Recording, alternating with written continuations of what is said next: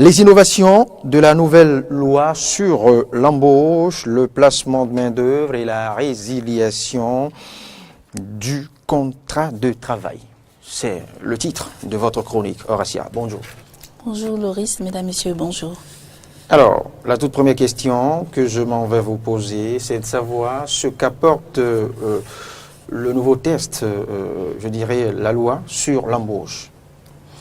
Avant de répondre à la question, je voudrais rapidement revenir sur les objectifs qui ont amené l'Assemblée, les députés à voter cette loi. Il faut dire que l'objectif de cette loi, c'est d'améliorer, de rendre plus flexibles les conditions d'embauche et plus rigides les conditions de résiliation du contrat de travail.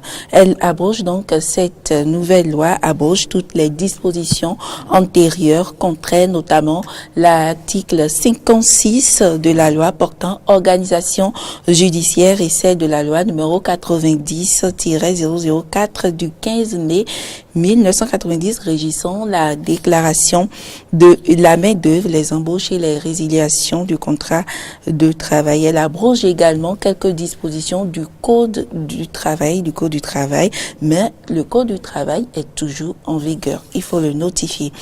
Les innovations de cette nouvelle loi, le contrat à durée déterminée peut être renouvelé indéfiniment, alors qu'auparavant, le CDD, le contrat à durée déterminée dans le Code du travail de 1998 avait une durée de 2 ans renouvelable une seule fois. La nouvelle loi précise qu'à partir du 4e thème de toute décision de non-renouvellement est précédée d'un préavis.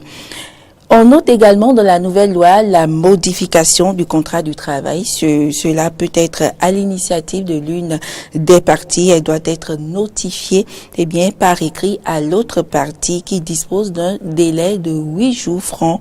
Et lorsque la proposition de modification émane de l'employeur et qu'elle est refusée par le travailleur, l'employeur peut forcer, peut rompre le contrat et la rupture lui sera imputable. Pareil également pour l'employé. Modification, on remarque également une modification. La nouvelle loi sur l'embauche propose une modification de la situation juridique de l'employeur, c'est-à-dire l'entreprise peut changer de tête par une reprise, une succession, je l'ai dit, une fusion ou une vente. Dans tous les cas, tous les contrats de travail en cours au jour de la modification de l'employeur subsistent entre le nouvel employeur et le personnel de l'entreprise. Donc voilà quelques modifications et quelques innovations. On ne peut pas tout citer ici.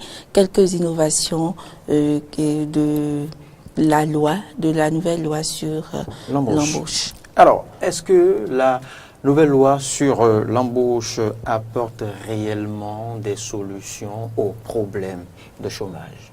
Alors, s'il faut revenir sur les objectifs de cette loi que j'ai cité au début de cette chronique, on pourrait dire, on peut être sceptique parce que dans le contrat à durée déterminée, la loi précise que ce contrat peut être renouvelé indéfiniment.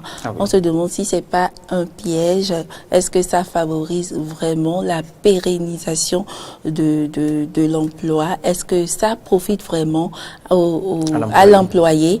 Eh bien, c'est une question que nous avons posée à un juriste. Il s'agit de Landry Angelo Adelakou. Il est juriste et activiste des réseaux sociaux.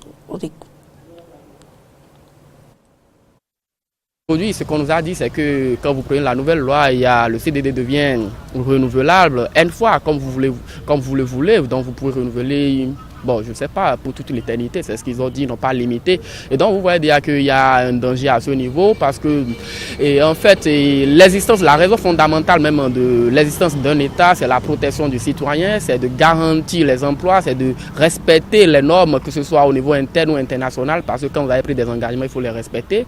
Et donc, quand on dit qu'il faut maintenant, pour la stabilité de l'emploi, il faut maintenant créer des CDD renouvelables pour que chacun puisse trouver, parce que quand on vous licencie, quelqu'un d'autre pourra venir prendre ça à votre place. Mais ce qu'on ignore, c'est qu'on oublie les engagements que notre État a pris. Il y a les principes de Maastricht, par exemple, qui demandent à ce que les emplois soient stables.